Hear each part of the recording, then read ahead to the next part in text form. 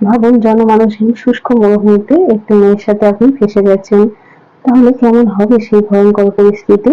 আর এই ঘটনা নিয়েই আজকে আমাদের গল্প। মুভিটি একটি ভয়ঙ্কর দৃশ্য দেখিয়ে শুরু হয়, যেখানে আমরা দেখি মরুভূমিতে একটি বাচ্চা হেঁটে চলেছে এবং তার মুখে রয়েছে একটি মানুষের আঙুল। শ্যাম নামের একটি ছেলেকে দেখানো হয়, যে ফটোগ্রাফার।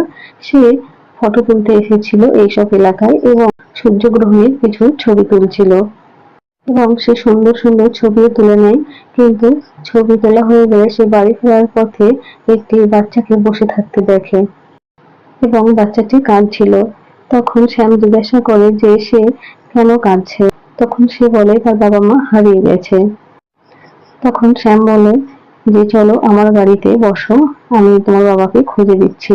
কিন্তু বাচ্চাটি উঠে উল্টো দিকে হাঁটতে শুরু করে। শ্যামও বাচ্চাটির পিছন পিছন যেতে শুরু করে।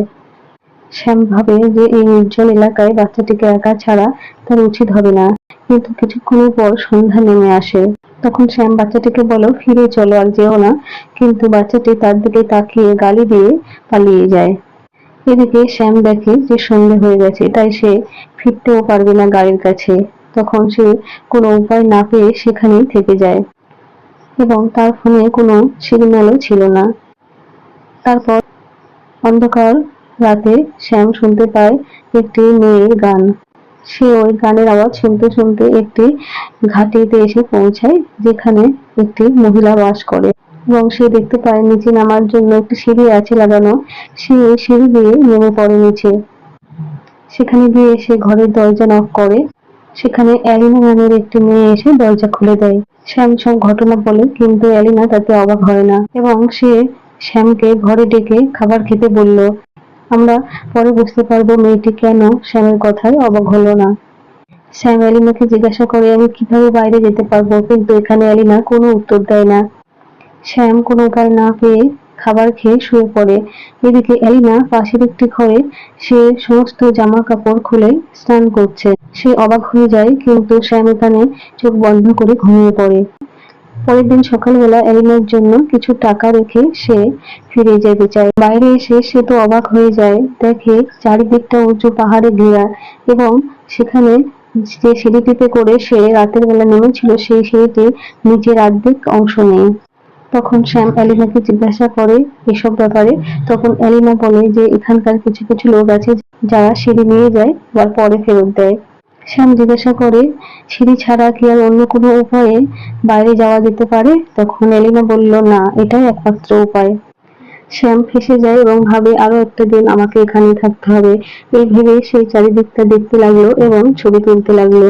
এরপর সে পাহাড় চড়ে ওপারে যাওয়ার চেষ্টা করেছিল, কিন্তু প্রচন্ড গরমের মধ্যে সে সেটি করতে পারছিল না। সে এলিনের ঘরে খোঁজাখুঁজি শুরু করে দেয়, যেটার সাহায্যে সে পাহাড় কেটে উপরে উঠতে পারে এবং সে একটি হাতুড়ি পেয়ে যায় এবং সেটি দিয়ে সে পাথর কাটতে শুরু করে এবং একটু একটু করে উপরে উঠে যাচ্ছিল। তখনই উপর থেকে কয়েকটি বাচ্চা শ্যামের গায়ে একটি মরা জন্তু ছুড়ে দেয় এবং শ্যাম পড়ে যায় মাটিতে উপর থেকে এবং সে খুবই আঘাত পায় এবং সে অজ্ঞান হয়ে যায়। যখন জ্ঞান ফেরে তখন সে দেখে অন্ধকার হয়ে গেছে এবং হাতুড়ি তার পায়ের মধ্যে গেঁথে গেছে। এদিকে অ্যালিনা এসে শ্যামের পায়ের হাতুড়িটি বের করে দেয় এবং শ্যাম আবার অজ্ঞান হয়ে যায়। তারপর শ্যাম দুদিন ধরে অজ্ঞান অবস্থায় থাকে। এখানে দেখা যায় শ্যামের দুদিন পর জ্ঞান ফেরে। জ্ঞান ফেরার পর সে আবার বাইরে যায়, বেরোনোর চেষ্টা করে। সে চিৎকার করতে থাকে কোনো সাহায্যের জন্য, কিন্তু কোনো লাভ হয় না। এবার সে খুব রেগে যায় এবং অ্যালিনাকে ধাক্কা দিয়ে বাইরে বের করে এবং সে বলে এখানে কি চলছে আমাকে বলো। এদিকে অ্যালিনা তার কথার কোনো জবাব দেয় না, বলে সে তাকে ভালো মতো খেয়াল রাখতে পারবে। এখানে শ্যাম বলে আমি আমার পুরনো জীবনে আবার ফিরে যেতে চাই, ফেলে দেয়। তখনই করভাস নামের একটি ছেলে শ্যামকে উপর থেকে আওয়াজ দেয়। শ্যাম করভাসকে বলে তাকে এখান থেকে বেরোতে সাহায্য করতে। করভাস বলে এখানেই থাকো, আমি দড়ি নিয়ে আসছি। কিছুক্ষণ পর করভাস দড়ি নিয়ে এলে এরপর শ্যাম কোমরে দড়ি বেঁধে নিলে উপর থেকে করভাস এবং সব ছেলেরা মিলে শ্যামকে টানতে থাকে উপরের দিকে। কিন্তু মাঝপথেই আমরা দেখি শ্যামকে তারা আর উপরে না তুলে ঝুলিয়ে রাখে এবং তারা দড়িটিকে এদিক ওদিক করতে থাকে এবং শ্যামকে নিয়ে মজা ওড়াতে থাকে, ঠাট্টা ইয়ার্কি করতে থাকে। এমনকি একটি ছেলে শ্যামের গায়ে প্রস্রাব পর্যন্ত করে দেয়। এদিকে শ্যাম পাথরের গায়ে ধাক্কা লেগে অজ্ঞান হয়ে যায়।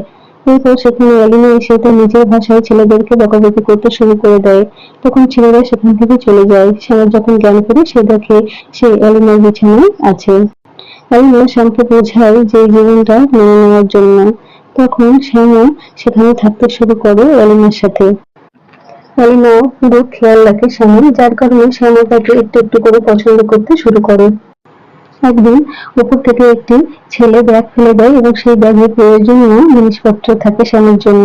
শ্যাম বলে, এইসব জিনিস কে পাঠালো, কোথা থেকে পাঠালো? তখন এলিনা বলে, কোনো প্রশ্ন না করে যে জিনিসগুলো পেয়েছো সেগুলো নিয়ে খুশি থাকো। এলিনার মুখে এসব কথা শুনে শ্যাম ভাবে যে এলিনাও বোধহয় তার মধ্যে এখানে ফেসে গেছিল এবং সেই থেকে সে এখানে থাকতে শুরু করেছে। এদিকে সন্ধ্যাবেলায় শ্যাম নেশার ঘরে থাকে। তখনই সে কিছু একটি আওয়াজ পায়। সে হাতে একটি কুড়াল নিয়ে বাইরে যায়। তখন সে গিয়ে দেখে সেখানে করভাস মহিলার বেশে আছে। করভাস তার উপরে অ্যাটাক করে এবং কোঠারটি ছিনিয়ে নেয় এবং ভয়ঙ্কর ভাবে শ্যামের গায়ে মুখে সে জিভ দিয়ে চাটতে থাকে। সেখানে এলিনা এলে করভাস পালিয়ে যায়। এদিকে শ্যাম ভীষণ রেগে গেছিল। সে এলিনাকে বলছিল সে এই ছেলেদেরকে প্রশ্রয় দিয়ে রেখেছে। এলিনা বলে তাকে এখন চুপচাপ শুয়ে পড়া উচিত।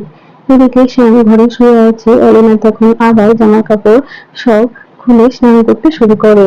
এদিকে নেশার ঘরে শ্যামের মাথা ঠিক থাকে না। সে সেই রাতে এলিনার সাথে রাত কাটায়। কিছুদিন পর শ্যাম সেখানে বাগিচা তৈরি করছিল। এদিকে ওপর থেকে একটি লিপাস নামে ছেলে সেখানে জিজ্ঞাসা করে যে এগুলো কি করে সে করছে। তখন শ্যাম তাকে বোঝাতে শুরু করে কিভাবে আলাদা আলাদা বীজ বুনলে আলাদা আলাদা ফসল হয়। লিপাস তার থেকে আরো কিছু জানতে চায়। তখন শ্যাম বলে সে তাকে সব বলবে, কিন্তু তাকে তার বদলে সাহায্য করতে হবে। এদিকে লিপাস খুব ভয় পাচ্ছিল। তখনকার মতো সে সেখান থেকে তাড়াতাড়ি চলে যায়। এদিকে শ্যাম এলিনার ঘরে একটি মহিলার ছবি দেখতে পায়। তখন শ্যাম জিজ্ঞাসা করে কে এই মহিলা? তখন এলিনা বলে এই মহিলাটি হলো এখানকার প্রথম মা যে এখানে এসেছিল। শ্যাম কোনো কিছুই বুঝতে পারছিল না। তখন এলিনা শ্যামকে অবাক করে দিয়ে বলে সে মা হতে চলেছে। এলিনা তখন বলে এই বাচ্চার দায়িত্ব শ্যামকে নিতে হবে না। তখন শ্যাম খুব রেগে গিয়ে বলে যে তুমি আমাকে ফাঁসিয়েছো এবং আমি কখনো চাইনি আমার সন্তান কোনো পাগল মহিলার গর্ভে জন্মাক। পরের দিন সকালে শ্যাম যখন জগিং করছিল তখন বিকাশ নামের ওই ছেলেটি আবার এসে শ্যামের সাথে কথা বলে।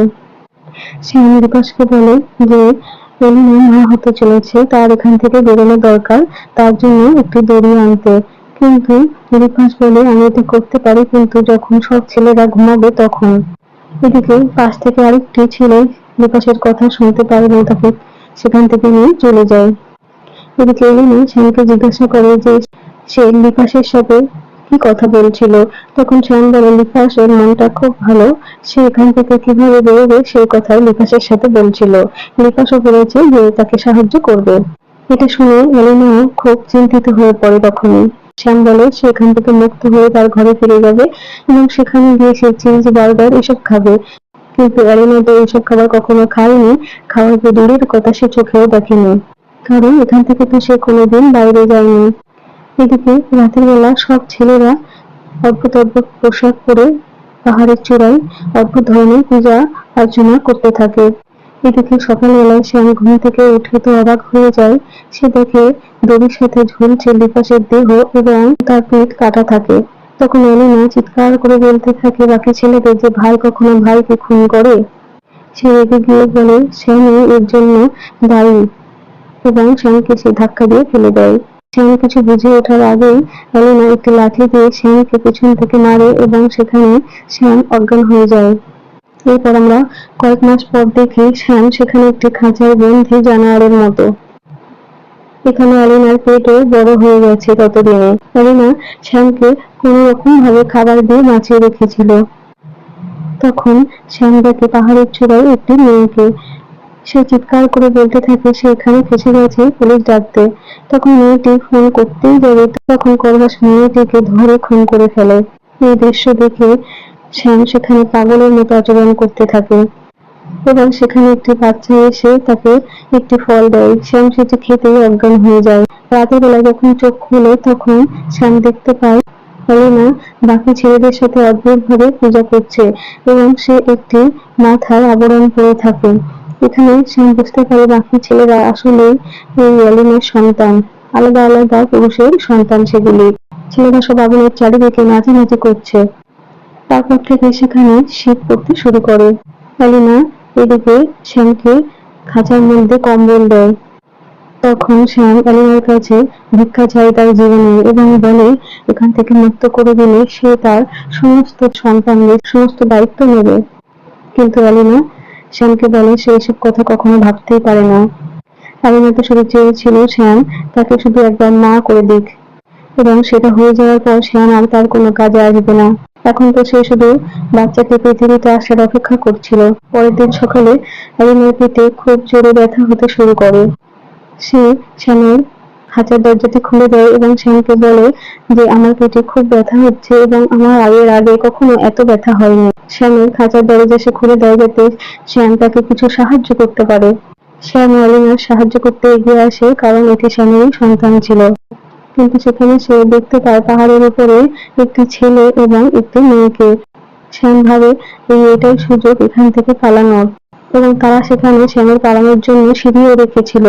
তখন এলিনাকে সেখানে ফেলে শ্যাম সেই সিঁড়ির দিকে এগিয়ে যায় যাতে সেখান থেকে চলে যেতে পারে। তখন সে বাচ্চার কান্নার শব্দ শুনতে পায় এবং সেই মুহূর্তে শ্যামের সমস্ত যন্ত্রণা ব্যথা সব শেষ হয়ে যায়।